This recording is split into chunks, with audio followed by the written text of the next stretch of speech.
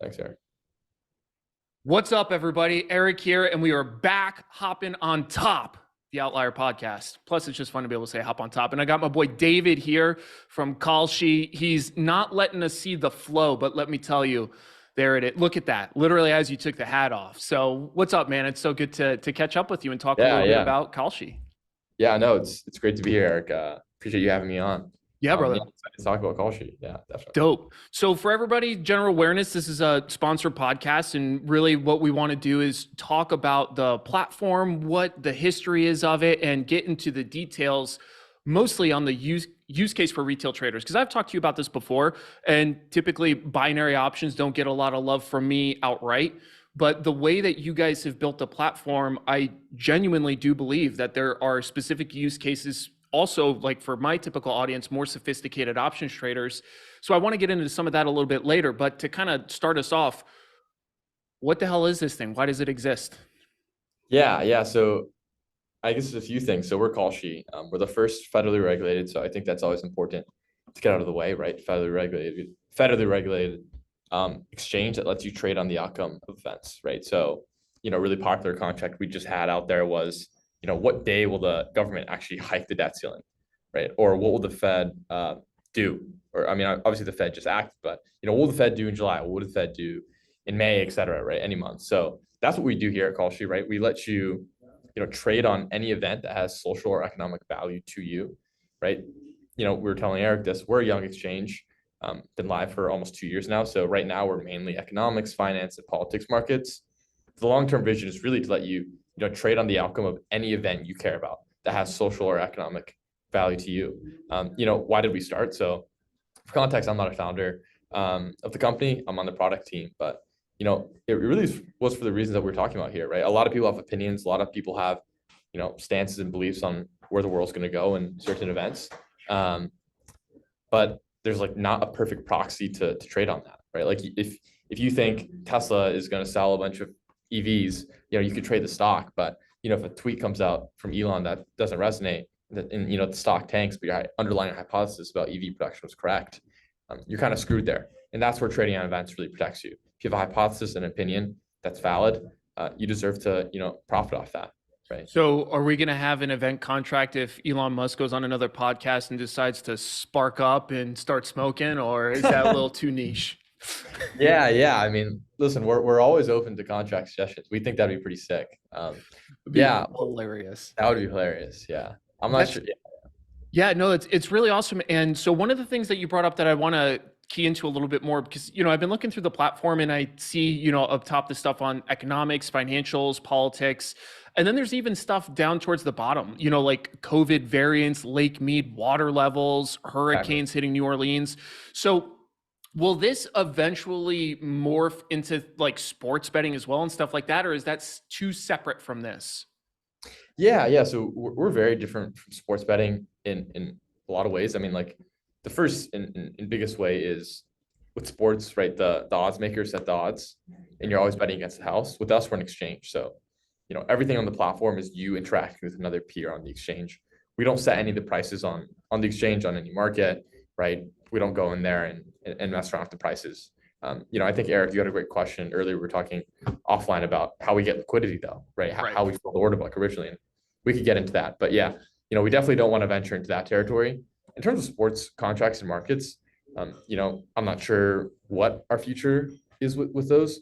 I can tell you that it'd be super exciting and the team would be super excited if we could get those, but definitely, like I said, federally regulated exchange, long way to go in terms of getting that approved and I see green lighted by everyone involved. Yeah. Which that also kind of goes back to that question. Like, why are you guys the first regulated entity for this? As in, like, why did you guys pick that route? Did you feel like that would position you slightly different than the rest of the market and that gives you good positioning, or was there some other motive?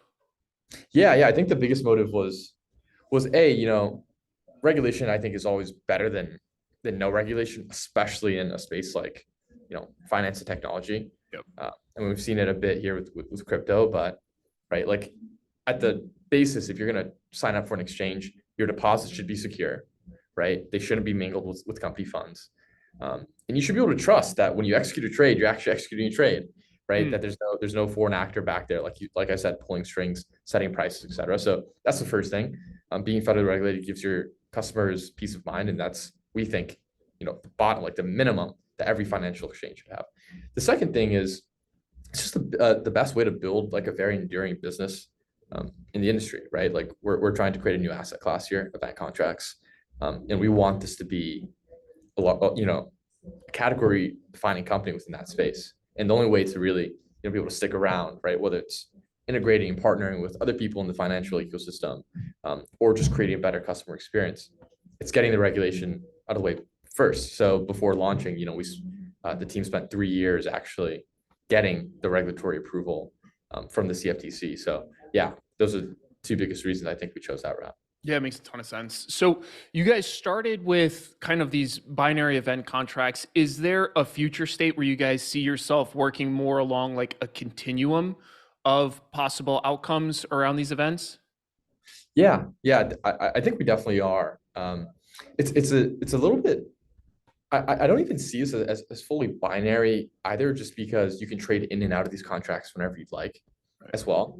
So like the price fluctuations with a lot of these contracts, are linear, right? So even if you were trading on something that was, pretty black or white, right, what the Fed was going to do this month, there was a lot of price fluctuation leading up to this month, and at any point you could have sold your position, right? Whether you bought in for the yes or the no. So definitely, we're going to try and expand out to more, linear contracts. Obviously, like I said, we're federally regulated, so that's why it's kind of hard to spin up these new things super quickly, because approval, right? Getting it passed by all the agencies that need to be involved. But yeah, definitely looking into that, I think. Well, and I specifically asked that question because I saw exactly that. And I think it's an important note for traders, because typically when you hear the term binary contract, you are locked in, and whatever happens at the end of that event, that's what happens and that's what you're stuck with. But you guys operate like an exchange, like you're talking about. Exactly. And Yeah. because if you think about trading options in that same light, essentially an option is binary then, right? Because it's either at expiration in the money with intrinsic value, or out of the money with no value. So I think that's a really important differentiation for people that, hear the rest of this conversation, that they understand that there's actually liquidity that you can enter and exit in the midterm as things are moving. So to kind of start moving us down that dialogue of the use cases for retail traders, what do you think are maybe the one or two types of initial trades that traders should be looking at this stuff for? Because there's a lot, there really is a lot, and it can be overwhelming for folks. So understanding if you have a specific hypothesis about euro, US dollar short, go that route. But otherwise, if you're just like, I'm new to event contracts, where should I start looking? What do you think?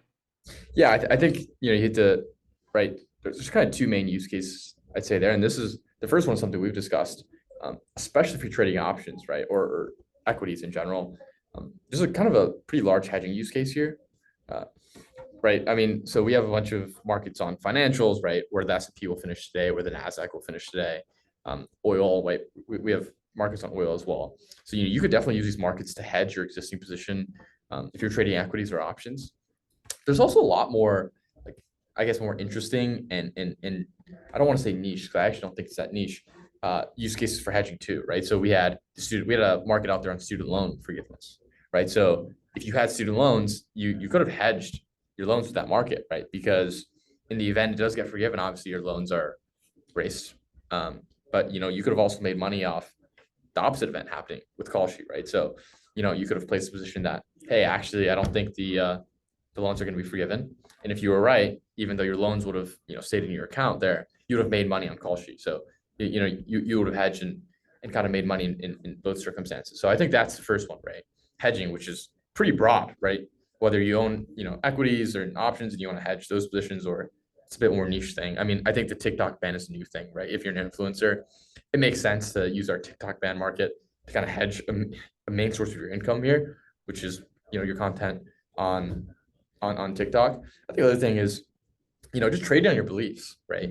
Like, I feel like and I'm just speaking out of my personal experience here, because I enjoyed, trading equities and whatnot.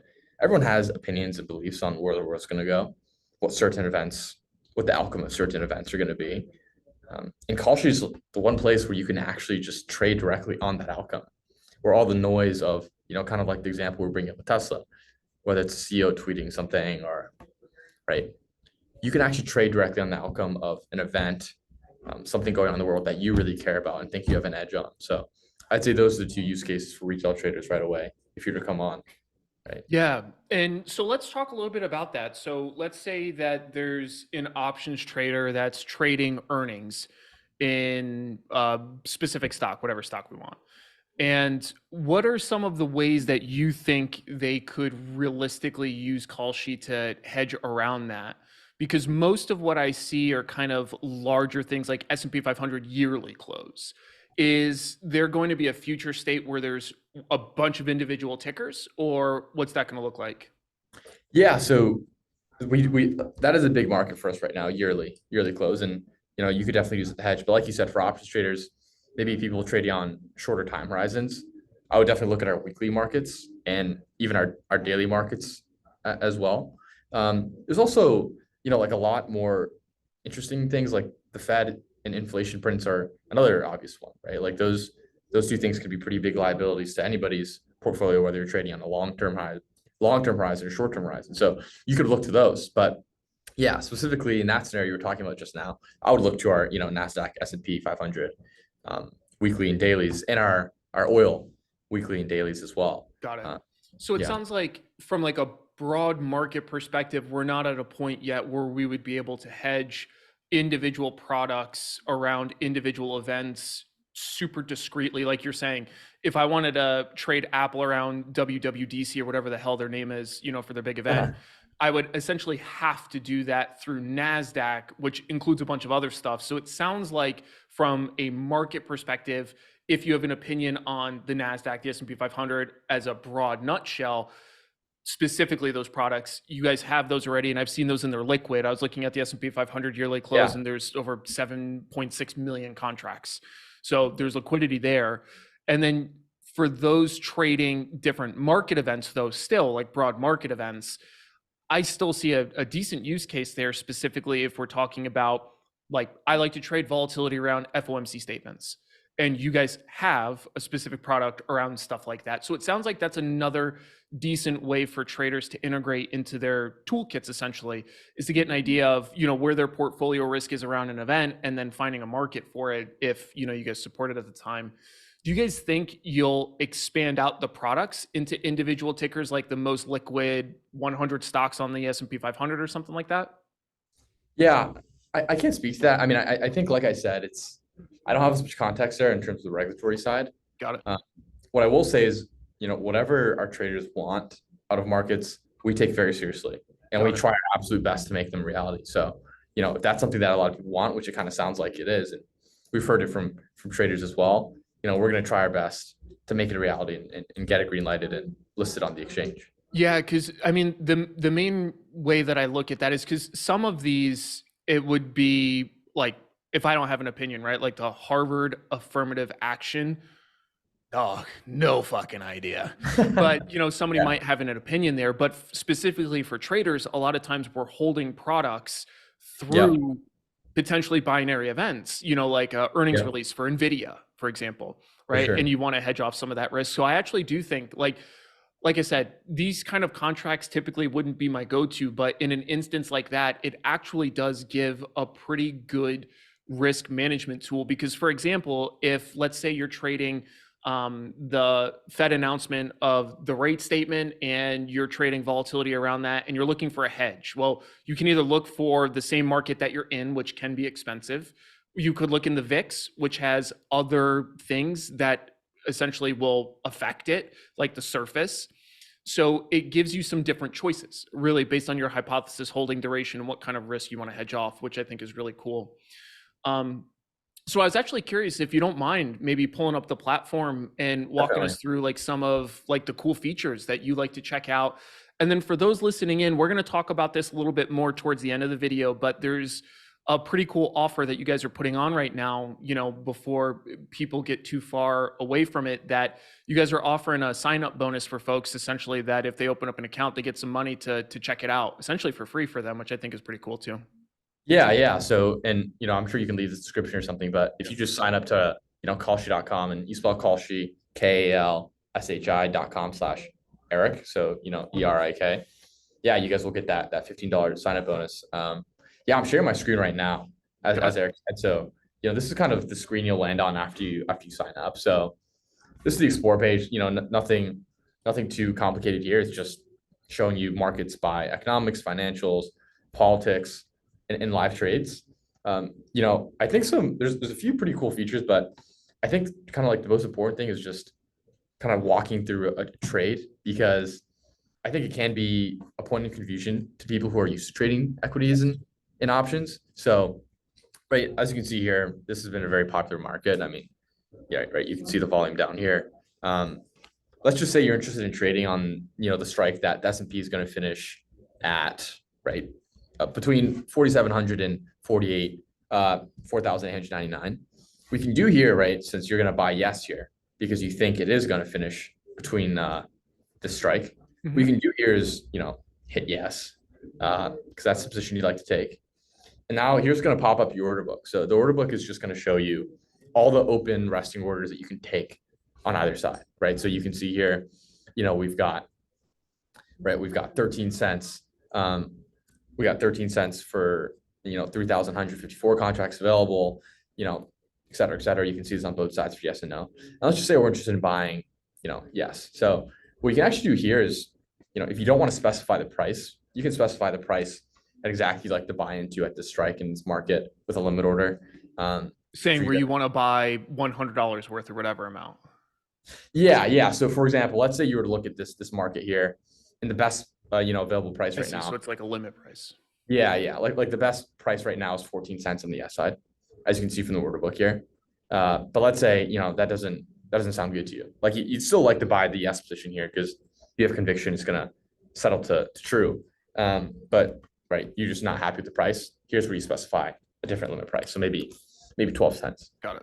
I think now is probably a good time to go over pricing as well, right? Like, why would I want a better price than 14 cents? So on Kalshi, prices represent probability. And so if you think about it that way, right, when a market like this settles, so let's fast forward to the end of the year, 2023.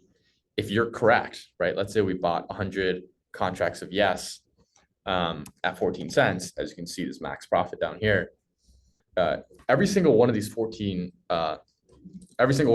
contracts you bought for 14 cents is going to turn into $1, right? So that's how, contracts on Kalshi work. So you'd effectively be making 86 cents on every contract because you bought in for 14 cents. You were right when the market settled and every contract turned into $1, right? So you made 86 cents per contract. And because they represent probability, right? Let's say we get closer and closer to end of year and it's looking more and more like we're going to be finishing in the strike here, your yes contracts are going to go up in price, as you can probably see by this graph, how much it's fluctuated already, right? And you could either sell early, right? So let's say this spikes up to 86 cents. You could sell your contracts and then make, a lesser gain, right? That'd be a 72-cent gain per contract. But yeah, so that's how prices work. But yeah, that's kind of the workflow of placing a trade, decide what strike you're interested in, what position you're interested in. So yes, here. And then if you're not happy with the price and you want to place a limit order, go ahead. But if you just want to place a quick order, right, and you just want to take 100 contracts on yes, 14 cents between, for the S&P to finish here by the end of the year, it's for, a few clicks, right? 3 clicks and we did it. So I can't actually fully walk through the exact process, but between here and now would just be 1 click to place it. Sure. Just because I'm an employee, I'm not allowed to trade on actually the real platform. So how do you guys arrive at those probabilities? Who's making those probabilities? Yeah, so it's really all the traders on the platform. So we do have an affiliated trading arm. So I work on the exchange here at Kalshi. So I'm very, very removed from them for obvious regulatory reasons, right? We do not talk on a day-to-day basis. We do not ever communicate. but we do have an affiliate trading arm that does, provide liquidity onto the platform. But this is really all traders, right? So even when a market like this first gets released, we have a good bit of traders on the platform who have models, right? Um, are very, very skilled at trading. They come on here and they fill the order book on both the yes and no side. And then you kind of have the more casual traders that then come on and take the orders off the order book and go from there. So yeah, So is it possible for a regular trader to essentially become a market maker here, or does it sound like it's kind of both, where you can either choose to try to make a market somewhere, but there's also liquidity being provided by your trading arm? yeah. So it is both. A lot of our traders, regular members, even small prop shops too, come on here and market make. Uh, yeah, obviously we'd love to have anybody come on here and market make. It's great Sure. for us, liquidity, and it's definitely possible. Right. Yeah, that's awesome. So if somebody wanted to, sign onto the platform and start poking through some different things, what are some of the specific tools that you think they should be looking at? So here, obviously, we can see the order book for these different brackets. What else do you think would be good for them to kind of see? Yeah, I think other than kind of this um, you know order page or market page, it's your portfolio, right? Like I think this is a place you'll definitely want to live, for a few reasons. I mean, obviously here you can see your performance and allocation very easily in your history, but it's also just to spotlight something that's pretty interesting, which is our volume rebate program. So, you know, you guys can click into there and see the details, but basically, this is to incentivize liquidity as well, Eric, as you can probably see.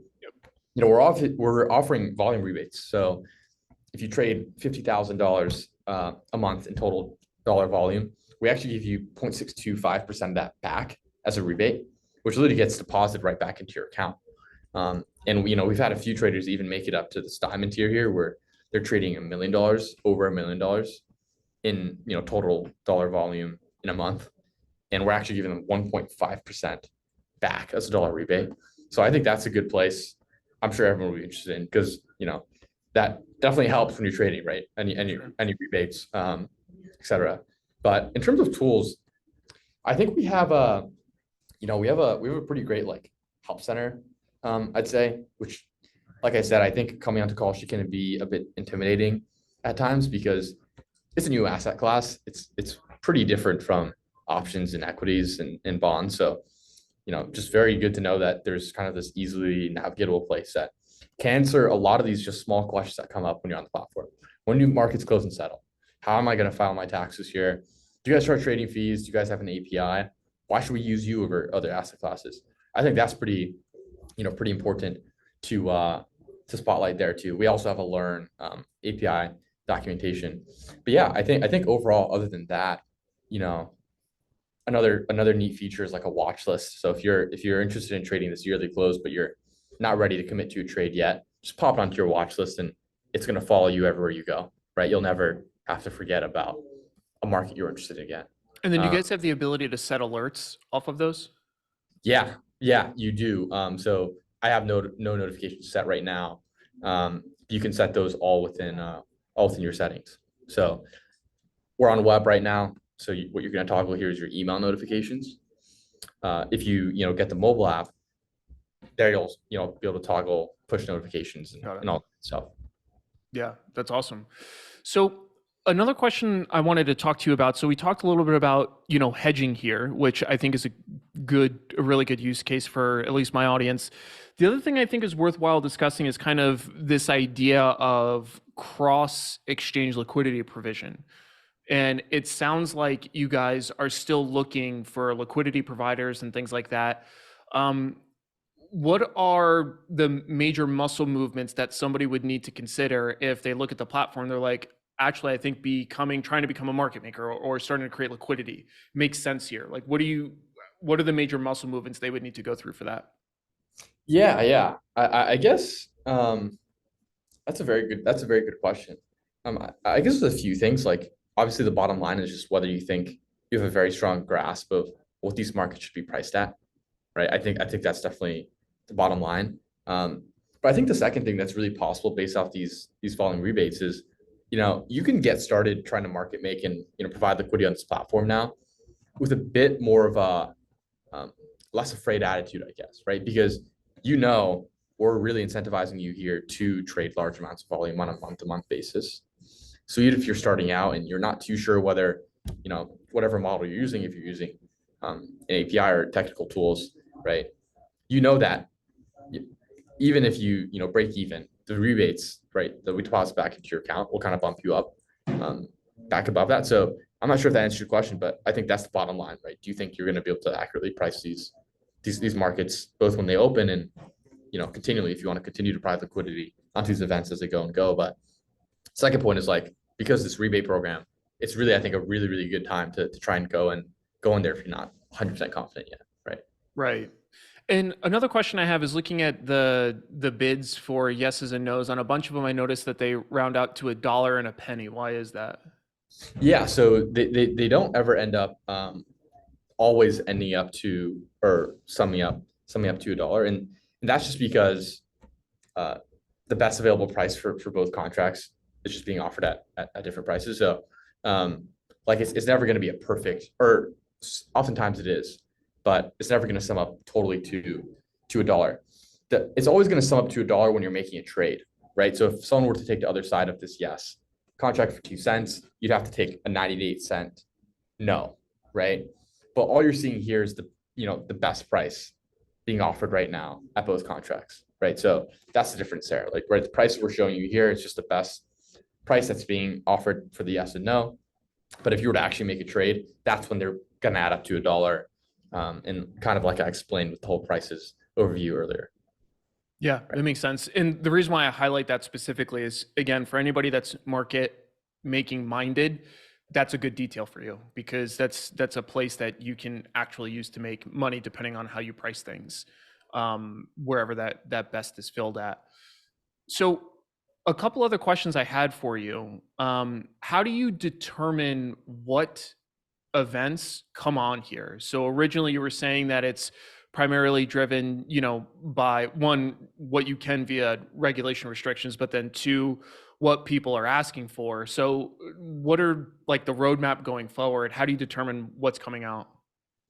Yeah, I say the biggest thing is, obviously our team. Our team is always thinking of these suggestions, and we have a pretty active social media. So like we have Discord, we have Twitter, and we get a bunch of suggestions through there.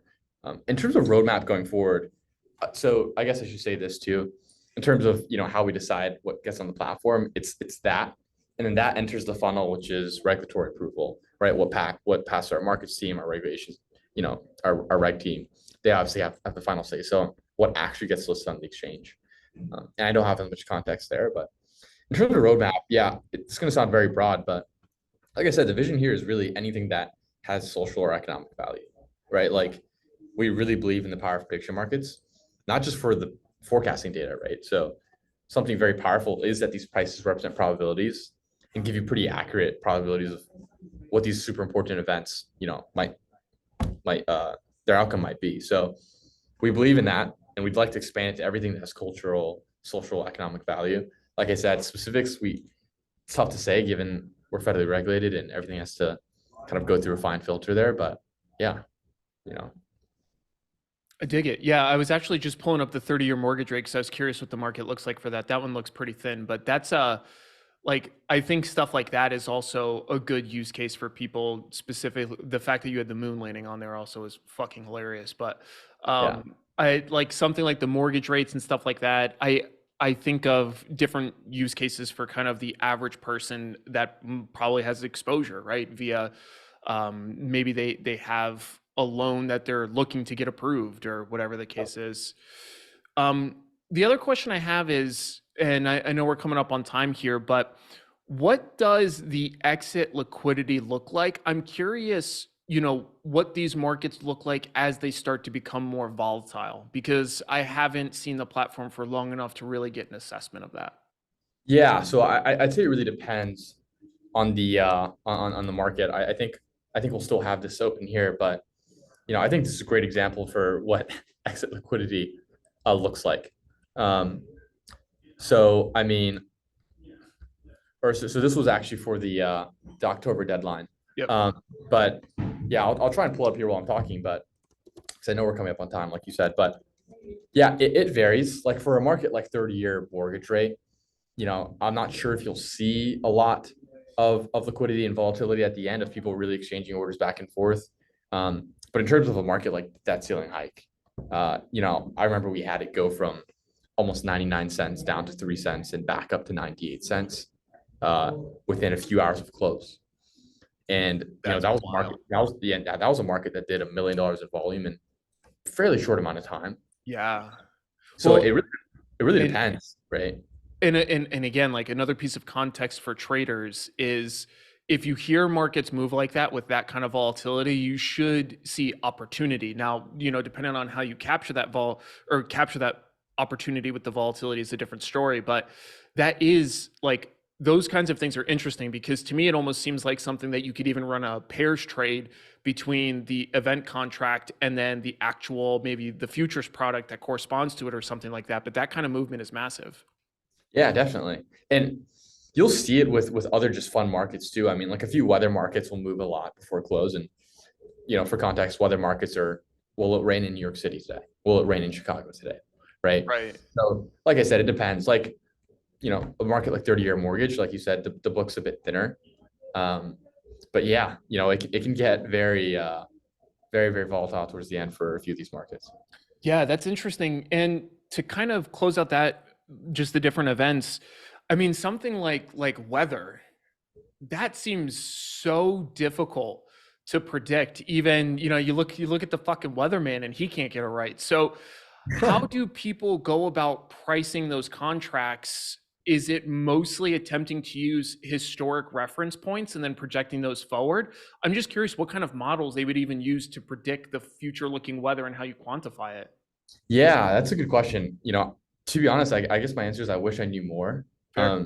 What I do remember is I remember people were saying in our Discord that a few people, because I think the New York City rain, the data source we use to settle the market is in Central Park, right? So, a lot of people go to Central Park and look at a lot of these, right? A lot of these things that meteorologists look at maybe, right? Like, I'm not going to even try and say a lot of these data points, but, pretty hardcore stuff, right? Going to ground zero, Right. pulling up these indicators while you're there and then checking stuff out. But yeah, I don't know. I really don't know. Yeah. I think it may be also one of those things where, maybe you just go with intuition, right? Sure. Well, and it's interesting to me just because with stuff that's very difficult to predict like that, if you track the pricing on those kinds of events, again, like I see opportunity. That's why I'm asking questions like Yeah. this specifically for the folks that are looking at these different kind of events. Because one of the things I do notice is because the liquidity is still being built out, if you're trying to, place a $150,000 trade, like you're going to be moving the market like pretty considerably. Yes. So this Yeah. is a lot of these things I actually see pretty significant opportunity for smaller accounts because if you're trading a smaller account, the size corresponds with your account pretty nicely. And Yeah. I think that's pretty cool. Yeah. No, definitely, Eric. 100% agree. Yeah. Well, Yeah. awesome. So I mean, super stoked to learn a little bit more about the platform and whatnot. The first question I have to wrap us up is, do you guys have any events coming up where you guys, maybe host like a webinar? Do you guys do anything like that, at least on the forefront near term? Yeah. Yeah. So actually, everybody who signs up, we actually, reach out and personally email and Oh, ask if they dope. want to hop on, ask if they want to hop on. Just a quick call, quick Zoom. Um, you know, Obviously no commitment there. You can just go ahead and sign up and start trading. But there we give you a bit of a walkthrough of who we are, right? Very similar to kind of what happened in this podcast, but it's a bit more intimate, right? We hear about what you're interested in, why you joined, right? What you trade currently. So while we don't have kind of a webinar plan for every event, Sure. literally everybody who signs up, we reach out to, and we try and hear you out and help you out any way we can to get you set up, and hopefully have a good trading experience, right? And you also mentioned your other communities, right? Your Discord and Yeah. yeah. Yeah. And I can definitely maybe leave that in the description or something like that. Yeah, Yeah. please. So then, for people that want to sign up, we'll have that link. We'll throw that in the show notes below so that they can check that out. But if anybody has any questions or anything like that, what's the best way for them to ask you guys? Yeah, so I'll give you my email. I guess I'll Perfect. read out here as well. But yeah, it's dxu@kalshi.com. Perfect. So for people who are watching, I'll type it in the search bar here. But yeah, just feel free to reach out to that. If that's too hard to remember, support@kalshi.com. So support as in customer support. We'll get back to you very shortly on there as well. And if you join the Discord or if you have Twitter, we're Kalshi on Twitter.